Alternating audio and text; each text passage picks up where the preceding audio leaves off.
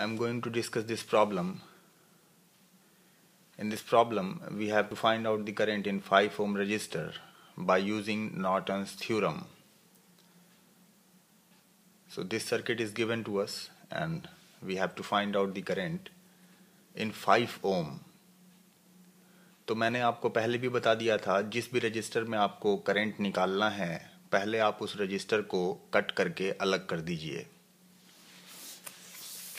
देखिए ये सर्किट हमें दिया हुआ था और 5 ओम में मुझे करंट निकालना है बाय यूजिंग नॉर्टन्स थ्योरम।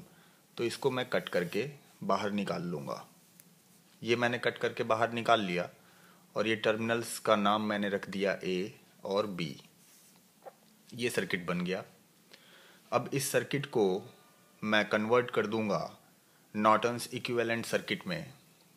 तो एक करंट सोर्स यहाँ पे होगा और एक रेजिस्टेंस होगा, दोनों पैरेलल में होंगे।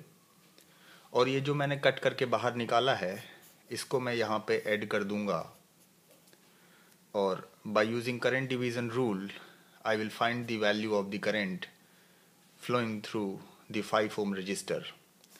लेकिन यहाँ पे समस्या ये है कि मुझे नॉर्टन्स इक्विवेलेंट रेजिस्टेंस नहीं पता, नॉर्टन्स इक्विवेलेंट करंट भी नहीं पता।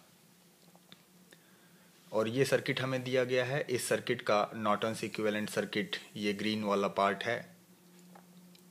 तो किस प्रकार से हम नॉर्टन्स इक्विवेलेंट रेजिस्टेंस और नॉर्टन्स इक्विवेलेंट करंट की वैल्यू को फाइंड आउट करेंगे इसको जरा सा देख लेते हैं। Let me first calculate the value of the Norton's equivalent resistance. I have told you before in the previous lectures that to calculate the value of Norton's equivalent resistance, we have to deactivate all the sources present in this network. And by deactivating all the sources, find out the equivalent resistance across A and B, and that is the value of the Norton's equivalent resistance. So deactivate this 100 voltage source. So it will become a short circuit. So you can make this circuit by short circuiting the value of 100 volt for the calculation of the Norton's equivalent resistance. तो मैंने ये काम कर दिया। अब देखिए कैसे कैसे इक्विवेलेंट रेजिस्टेंस निकालेंगे across the points A and B. सबसे पहला काम ये है मेरा अगर ये पॉइंट A है और ये पॉइंट B है, आप देखिए इन दोनों पॉइंट्स के बीच में देखिए जरा सा, इन दोनों पॉइंट्स के बीच में देखिए 10 ओम का रेजिस्टेंस है। तो इन दोनों पॉइंट्स का पोटेंशियल सेम नहीं हो सकता, तो इनके नाम भी हमें अलग अलग रखने पड़ेंगे। इसका नाम मैंने रख दिया C। इन दोनों पॉइंट्स के बीच में देखिए, इस पॉइंट और इस पॉइंट के बीच में देखिए, इन दोनों पॉइंट्स के बीच में इलेक्ट्रिकल एलिमेंट प्रेजेंट है, इसलिए इन दोनों पॉइंट्स का पोटेंशियल सेम नहीं होगा। इसलिए इन दोनों का नाम मैंने अलग अलग रख दिया। अगर ये A है, ये है D। इन दोनों पॉइंट्स को आप देखिए, अगर इसका नाम है, यहाँ का पोटेंशियल इसके बराबर नहीं होगा, तो इनके नाम भी अलग अलग होने चाहिए और हैं भी। ये B है, ये D है। इन दोनों पॉइंट्स को देखिए, इन दोनों पॉइंट्स के बीच में इलेक्ट्रिकल एलिमेंट प्रेजेंट है, तो इन दोनों पॉइंट्स का पोटेंशियल सेम नहीं होगा और इनके नाम भी अलग अलग होंगे। ये इसका नाम है C और इसका नाम है B। तो ये ठीक है, कोई प्रॉब्लम नहीं है। देखिए इस पॉइंट और इस पॉइंट को देखिए, ऐसे करके देखिए, इस तरीके से ऐसे ऐसे देखिए। इन दोनों पॉइंट्स के बीच में इलेक्ट्रिकल एलिमेंट 15 ओम का प्रेजेंट है, इसलिए इन दोनों पॉइंट्स का पोटेंशियल सेम नहीं होगा, इसलिए इन दोनों का नाम अलग अलग होना चाहिए और अलग अलग है भी, तो कोई प्रॉब्लम नहीं है, ठीक है। देखिए इस सर्किट को मैं आगे जरा सा मैं ड्रॉ कर लेता हूँ। ये 10 ओम का रेजिस्टेंस बना दिया, ये 6 ओम का बना दिया, ये 15 हो गया, ये 8 ओम का हो गया। ये पॉइंट A है, ये पॉइंट B है, ये पॉइंट C है, ये है D। ये वाला पॉइंट है C और ये वाला पॉइंट है D। C और D के बीच में 15 ओम का रेजिस्टेंस है। एक बात आप हमेशा याद रखिए कि जिन दो पॉइंट्स के क्रॉस हमें इक्विवेलेंट रेजिस्टेंस निकालना होता है, वो दोनों पॉइंट्स बिल्कुल एंड पे होने चाहिए। एक बिगनिंग पे होगा, एक एंड पे होगा। इस वाले सर्किट में क्या दिक्कत थी कि ये क्या है कि ये अंदर आ गया। अंदर आने की वजह से हमें दिखाई नहीं दे रहा, हमें समझ ही में नहीं आ रहा क्या करना है। तो पहले तो इसको हम बाहर कर दो, ए और बी को बाहर करो, यानी ये जो 15 ओम का है इसको किसी प्रकार से अंदर करो। तो ये मैंने अंदर कर दिया। अब इस पे हम कुछ काम कर सकते हैं। देखिए, इस सर्किट में कोई भी दो रेजिस्टेंस ना तो सीरीज में है ना पैरेलल में है। यहाँ 10 और 15 ना तो सीरीज में है ना पैरेलल में है। 10 और 6 ना सीरीज में है ना पैरेलल में है। 6 और 15 ना सीरीज में है ना पैरेलल में है। इसी प्रकार से 15 और 8 ना सीरीज में है ना पैरेलल में है। 8 और 15 ना सीरीज में है ना पैरेलल में है। 15 और 15 ना सीरीज में है ना पैरेलल में है। इस सर्किट में ना सीरीज कॉम्बिनेशन आपको दिखाई देगा ना पैरेलल कॉम्बिनेशन दिखाई देगा। तो ऐसे सर्किट्स को सॉल्व करने के लिए हम क्या करेंगे, स्टार डेल्टा कन्वर्जन का यूज करेंगे। देखिए, ये 10, ये वाला 15 और 6 को मैं सेलेक्ट करता हूं, ये डेल्टा बन गया। इस डेल्टा को मुझे स्टार में कन्वर्ट करना है, ये स्टार बन गया। इस सर्किट को मैं फिर से ड्रॉ कर लेता हूं। यहां पे एक रेजिस्टेंस हो गया, यहां पे एक रेजिस्टेंस और यहां पे, और ये जो सर्किल वाला है पार्ट ये डिलीट हो जाएगा। ये वाला जो रेड वाला पार्ट था मैंने यहाँ पे बना दिया, और ये 15, 8 मैं ऐसे ही एज इट इज ड्रॉ कर देता हूँ। इसको ब्लैक पेन से ड्रॉ कर देता हूँ।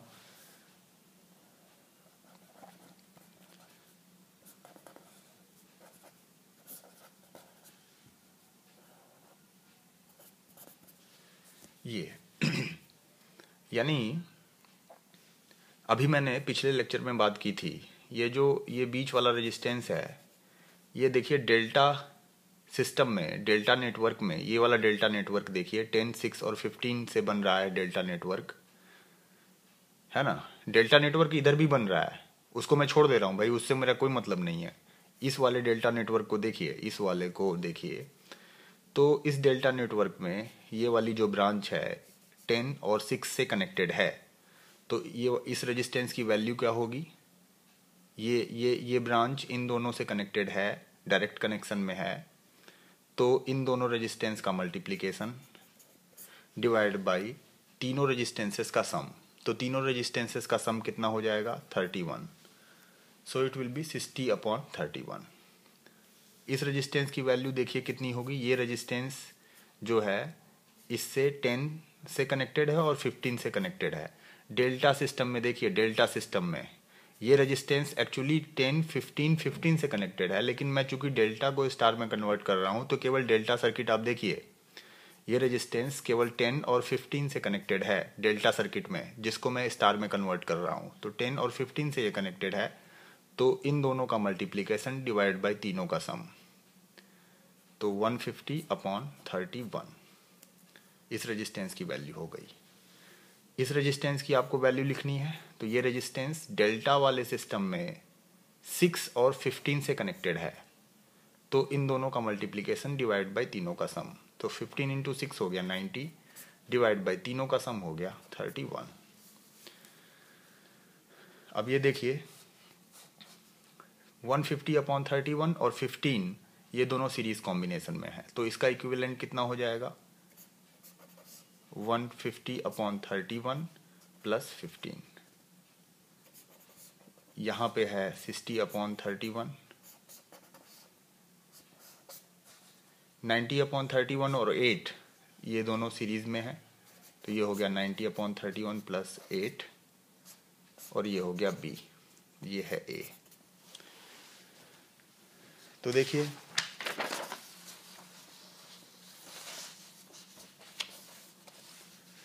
(60/31) की वैल्यू होगी 1.935,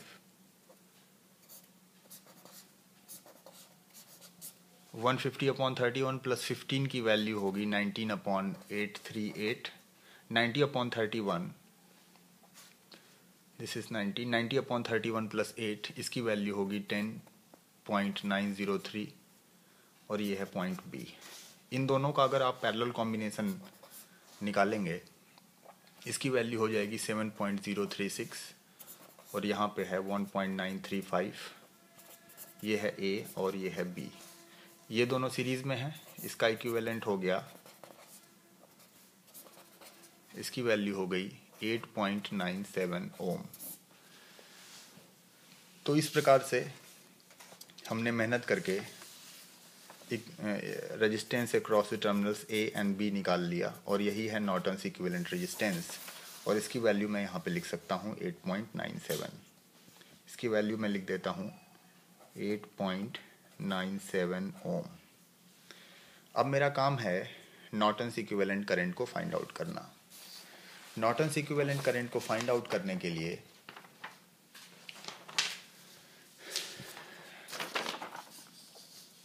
सर्किट को मैं एक बार रिकॉल करा देता हूं कि नॉर्टन्स इक्विवेलेंट करंट को कैसे फाइंड आउट करते हैं।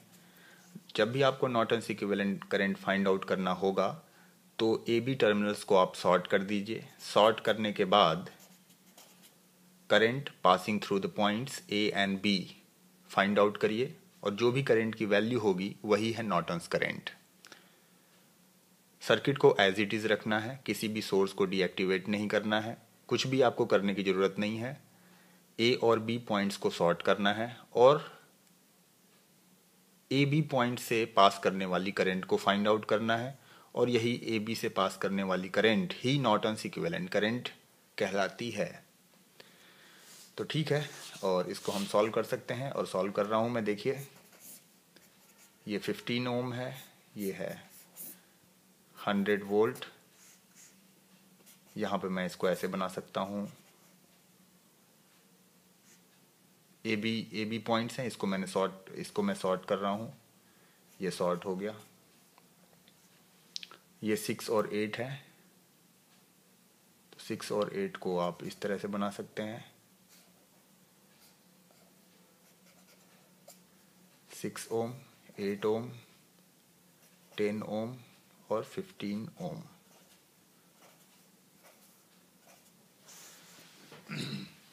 देखिए यहाँ पे 10 और 15 पैरेलल में है, तो इनका इक्विवेलेंट हो जाएगा 10 और 15 पैरेलल में है, तो प्रोडक्ट अपॉन सम का फॉर्मूला लगाइए। वैल्यू आएगी 150/25, जो होगा 6 ओम। 6 और 8 पैरेलल में है, इसका पैरेलल का इक्विवेलेंट फाइंड आउट करिए। 6 × 18 डिवाइड बाई 14, तो ये वैल्यू आ जाएगी 3.428 ओम। यहाँ पे है 100 वोल्ट का सोर्स। क्या हम करंट फाइंड आउट कर सकते हैं? करंट की वैल्यू होगी 100 volt divide by 15 plus 6 plus 3.428, और इस करंट की वैल्यू होगी 4.0935 ampere. So it will be 4.0935 ampere. This current will come out from battery, 4.0935 ampere, and this current will pass through 6 ohm and through 6.428 ohm, and it will create a potential difference across 6 ohm, and the value of the potential difference across 6 ohm will be I into R, so the value will be 24.56 volt. And when the current will pass through 3.428 ohm resistor, it will create a potential difference of I into R, and the value will be 14.0325 volt. देखिए parallel combination की property क्या कहती है हमसे? 10 और 15 के parallel का equivalent है 6 ओम, तो पैरेलल के इक्विवेलेंट के क्रॉस जो भी पोटेंशियल डिफरेंस डेवलप होगा वही प्रत्येक रजिस्टर के क्रॉस पोटेंशियल डिफरेंस डेवलप होगा। यानी अगर पैरेलल के इक्विवेलेंट, जैसे ये 6 ओम का रेजिस्टेंस है, ये 10 और 15 के पैरेलल का इक्विवेलेंट है, तो पैरेलल के इक्विवेलेंट के क्रॉस जो भी पोटेंशियल डेवलप होगा वही प्रत्येक रजिस्टर के क्रॉस पोटेंशियल डेवलप होगा। यानी 10 ओम के क्रॉस 24.56 वोल्ट डेवलप होगा, और 15 ओम के क्रॉस भी 24.56 वोल्ट डेवलप होगा। तो मैं यहाँ पे लिख सकता हूँ 24.56 वोल्ट यहाँ पे डेवलप होगा। यहाँ पे मैं नहीं लिख रहा हूँ क्योंकि डायग्राम बहुत ज़्यादा क्या कह सकते हैं रबिश, ये गंदा हो जाएगा। ये बार बार मैं इसको नहीं लिख रहा हूँ, जहाँ ज़रूरत है मैं वहाँ लिख दे रहा हूँ प्लस माइनस। देखिए 6 और 8 के पैरेलल का इक्विवेलेंट है 3.428। तो इन दोनों के पैरेलल के इक्विवेलेंट के क्रॉस जो भी पोटेंशियल डेवलप होगा वही पोटेंशियल ड्रॉप इन दोनों के क्रॉस भी होगा। तो 6 और 8 के पैरेलल के इक्विवेलेंट के क्रॉस 14.0325 वोल्ट डेवलप हो रहा है, इसलिए 6 ओम के क्रॉस भी 14.0325 वोल्ट डेवलप होगा और 8 ओम के क्रॉस भी 14.0325 वोल्ट का पोटेंशियल डिफरेंस डेवलप होगा। इसलिए मैं इसको यहाँ लिख देता हूँ। The potential difference which will develop across 6 ohm resistor is 14.0325 volt. एक बात आपको क्लियर हो गई, ये पोटेंशियल डिफरेंस की बात आपको क्लियर हो गई। अगर मुझे पोटेंशियल डिफरेंस पता है तो इस 10 ओम के रजिस्टर में मैं करंट फाइंड आउट कर सकता हूँ। करंट कितना होगा 24.56 divide by 10, so this current will be 2.456 ampere. अगर 6 ओम के क्रॉस आपको पोटेंशियल डिफरेंस पता है तो 6 ओम में फ्लो करने वाली करंट आपको पता चल जाएगी। ये करंट होगी, इस करंट की वैल्यू होगी 14.0325 डिवाइड बाई 6 और इसकी वैल्यू होगी 2.339। तो देखिए कुछ कहानी इस तरह से बन रही है कि यहाँ पे 10 ओम का रेजिस्टेंस है और यहाँ पे 6 ओम का रेजिस्टेंस है। 10 ओम में ऊपर से करंट कितनी आ रही है 2.456 एम्पियर और 6 ओम में नीचे की तरफ करंट जा रही है 2.339 एम्पियर। अगर आप KCL इस पॉइंट पे लगाएं तो आपको पता चल जाएगा कि यहाँ पे AB पॉइंट्स हैं जिसको हमने सॉर्ट किया था, तो AB से पास करने वाली करंट कितनी होगी 2.456 माइनस 2.339 एम्पियर। अगर आप यहाँ पे KCL लगाएंगे तो ये वाली करंट आपको पता चल जाएगी और the current which is passing through the point AB equals to 2.456 ampere minus 2.339 ampere और इसकी वैल्यू कैलकुलेट करने पर आएगी 0.117 ampere and this is the Norton's equivalent current. So you got the value of the Norton's equivalent current and this is 0.117 ampere. तो हमारा काम क्या था Norton's equivalent current को फाइंड आउट करना, Norton's equivalent resistance को फाइंड आउट करना, तो वो हमने कर लिया। अब इस 5 ओम के रजिस्टर में हमें करंट को फाइंड आउट करना है। आप करंट डिवीजन रूल को लगा दीजिए। मान लेता हूँ ये करंट I है, तो 5 ओम के रजिस्टर में आपको करंट निकालना है, तो मेन करंट 0.117 इंटू इसके बगल वाला रेजिस्टेंस 10.97 डिवाइड बाई इन दोनों का सम यानी 8.97 plus 5। So the value of the current passing through 5 ohm register will be 0.075 ampere. So this is the complete solution and this is your answer. Let me recall this question. Our question was to find out the current in 5 ohm resistor by using Norton's theorem. तो पहले हमने 5 ओम को काट कर बाहर निकाल लिया, ये हमारा सर्किट बन गया। इस सर्किट का हमने Norton's equivalent सर्किट बनाया। सर्किट ये बन गया, जो काट कर बाहर निकाला था वो हमने यहाँ पे लगा दिया। Norton's equivalent रेजिस्टेंस की वैल्यू फाइंड आउट की, Norton's equivalent करंट की वैल्यू फाइंड आउट की और फिर हमने करंट डिवीजन रूल लगाकर 5 ओम के रजिस्टर में कितना करंट फ्लो होगा इसकी वैल्यू फाइंड आउट कर ली और ये हमारा फाइनल सोल्यूशन है।